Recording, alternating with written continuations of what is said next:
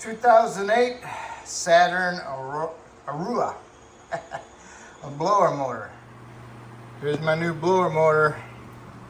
This goes over the old one.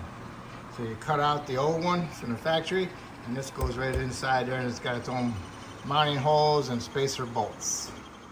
You need to come over to the passenger side, take this down. It's held in by a bunch of clips. And right here it's got a little duct that goes into it. So you need to undo the clips and pull it this way.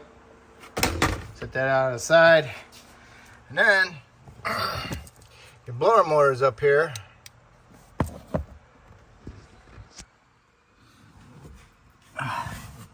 See the blower motor? Here it is. You see it all the way around? It's a big circle, right? Get yourself a utility knife and you stick it inside here in between the two edges, and you just work your way around it, cutting it. Okay? It's a little tough, but it goes through there with a nice sharp blade. You know, just work your way around, just punch it in there, and then you can stick it back in there, and then you can pull on it and finish cutting it to where you left off. I did mine all the way around except for here and right here. So I'll cut that off, and I'll cut this one off over here, and then the motor will drop down. Before you finish cutting it down, you want to disconnect it. You got to push in the little tab right here, right there, and you can pull the connector off. Like I said, you put your utility blade in between this part and the housing of the evap housing, you know, and you just work your way around, and you're cutting it, you know. You're cutting this little piece right inside here.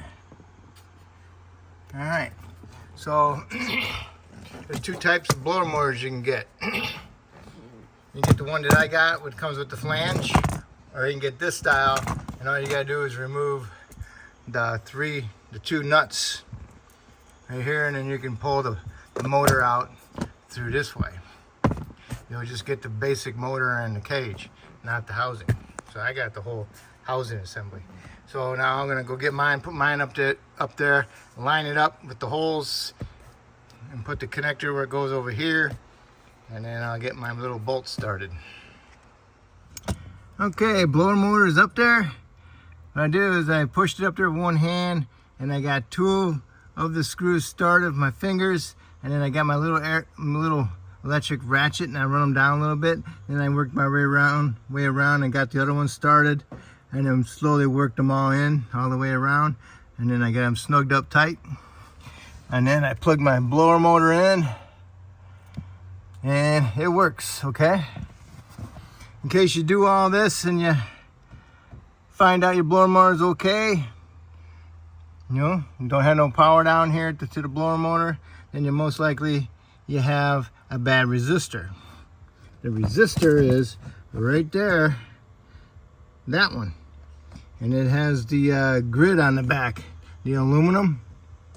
So make sure you get the right one. All right, these screws here were 6, and the ones on the resistor are, I think, 7/32. Let's see, 7/32 on the resistor. Okay, resistor is there, blower motor there, and it took me about a total of 30 minutes to replace them both. Okay, usually you should do them both anyway, because one goes bad, the other one's gonna go bad, because like on the resistor, they'll start melting the connectors. All right, so make sure you watch out for that also. All right, so that's how you replace your blower motor. And the resistor is right there. It has 2 screws on it, one to the left of the connector and one to the right.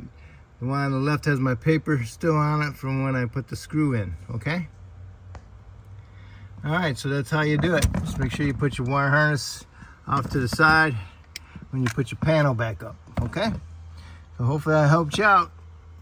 If I did, hopefully you can subscribe to me. I appreciate it. Have a good day.